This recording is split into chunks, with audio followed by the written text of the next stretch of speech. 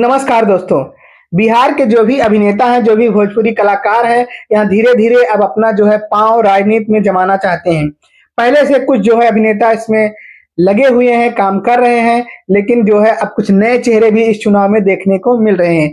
बिहार विधानसभा 2025 में नया चेहरा जो आया है, यह आया है खेसारी लाल यादव का। खेसारी लाल यादव ने जो है पर्चा भरा, नामांकन किया अपना और छपरा के विधानसभा सीट से जो है चुनाव लड़ने का निश्चय लिया है। चुनाव लड़ने जब इन्होंने पर्चा दाखिल कर दिया तो इनसे जो है जब प्रेस कॉन्फ्रेंस हुआ तो इन्होंने कहा कि जो है मुझे आना नहीं पड़ता, अगर लोगों ने सही से काम किया होता तो मुझे इस क्षेत्र में आने की जरूरत नहीं थी। इस बात से साफ अंदाजा लगाया जा सकता है कि ये जो है विपक्ष के खिलाफ बोलने को तैयार हैं। सबसे बड़ी बात यहाँ पर ये देखने को मिली है कि जितने भी जो है अभिनेता थे, भोजपुरी कलाकार थे, काम तो एक साथ करते हैं, लेकिन चुनाव विपक्ष के में होकर के लड़ रहे हैं। जैसे रवि किशन हुए, मनोज तिवारी हुए, दिनेश लाल निरहुआ हुए, यहाँ तो बीजेपी में थे, लेकिन जो है जो खेसारी लाल यादव हैं, ये सबसे भिन्न हुए, सबसे अलग हुए और इन्होंने कहा नहीं, हम जो है हम तुम्हारे पार्टी से नहीं, हम दूसरे पार्टी से जो है चुनाव लड़ेंगे। इस पर मनोज तिवारी ने कहा भी कि मैंने उन्हें समझाने की कोशिश की, लेकिन मेरे छोटे भाई हैं, अगर उनको नहीं समझ में आया मेरी बात तो कोई बात नहीं, उनके लिए मैं धन्यवाद देता हूं, चाहे जिससे चुनाव लड़ें, लेकिन मैं तो विकास के साथ रहूंगा। यानी मनोज तिवारी ने कहा कि मुझे विकास दिखता है और मैं विकास के साथ ही रहूंगा, यानी कि मैं बीजेपी का साथ नहीं छोड़ूंगा।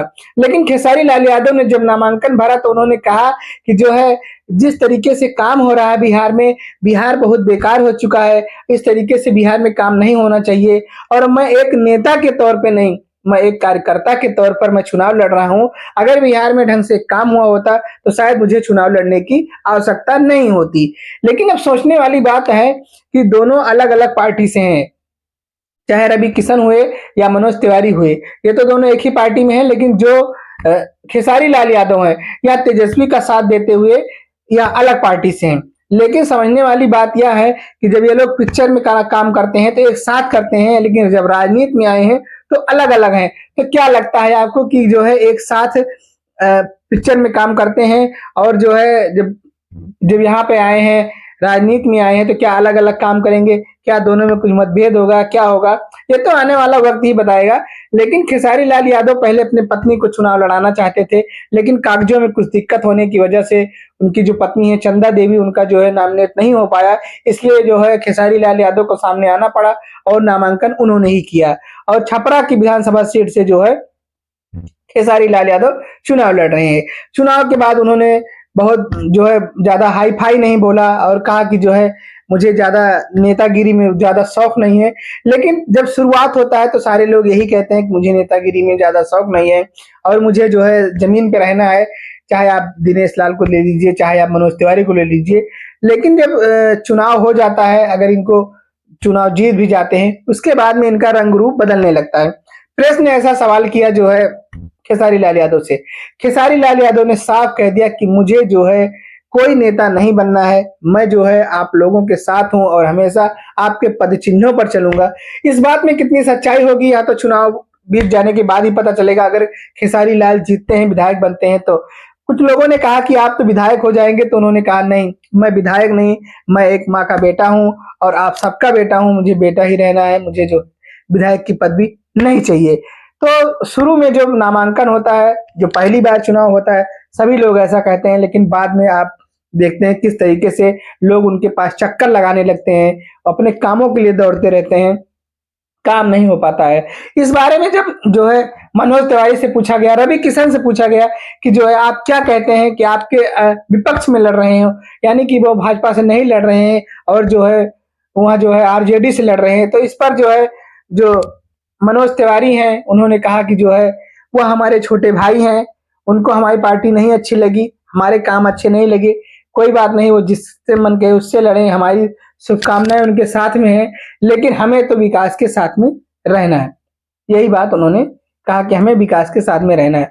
अब आप बताइए, खेसारी लाल एक तरफ कह रहे हैं कि जो है मुझे विकास नहीं दिखा, इसलिए मैं विकास जो है विकास पर चुनाव लड़ रहा हूँ। अब इधर जो है मनोज तिवारी भैया कह रहे हैं कि जो है बिहार में इतना विकास हो गया, इतना विकास हो गया, 19,000 करोड़ का मैंने जो है अपने विधानसभा में काम किया है, अपने क्षेत्र में काम किया है, तो आखिर में ये पैसा जा कहाँ रहा है? जब सब लोग इतना मेहनत से काम कर रहे हैं भाजपा में।